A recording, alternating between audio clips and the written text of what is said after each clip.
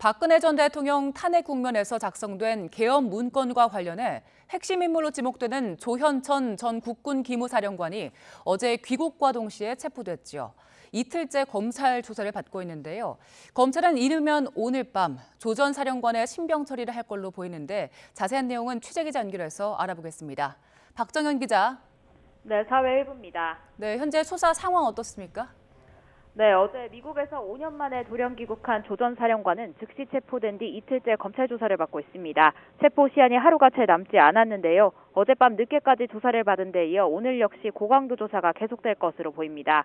조현천 전 사령관은 박근혜 전 대통령에 대한 탄핵 심판이 진행되던 지난 2017년 계엄령 문건 작성을 지시하고 한민구 당시 국방부 장관 등에게 보고한 혐의를 받습니다. 해당 문건에는 헌법재판소가 탄핵을 기각할 경우 촛불 집회가 더 커질 수 있으니 계엄을 선포하고 무장병력을 투입한다는 계획이 담겼습니다.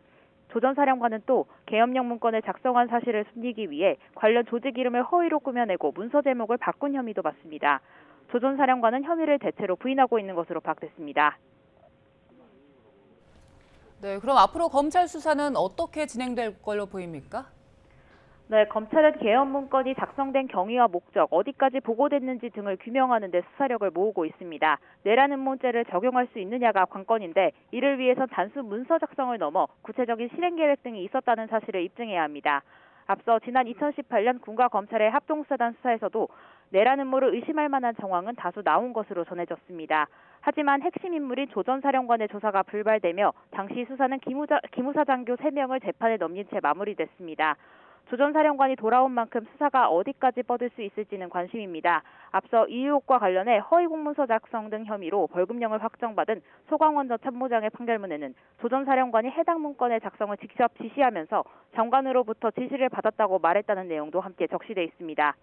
또 당시 조 전 사령관이 수차례 청와대를 드나든 사실도 확인됐습니다. 검찰은 필요할 경우 박근혜 전 대통령 등 윗선에 대한 조사도 배제하지 않겠다는 입장입니다.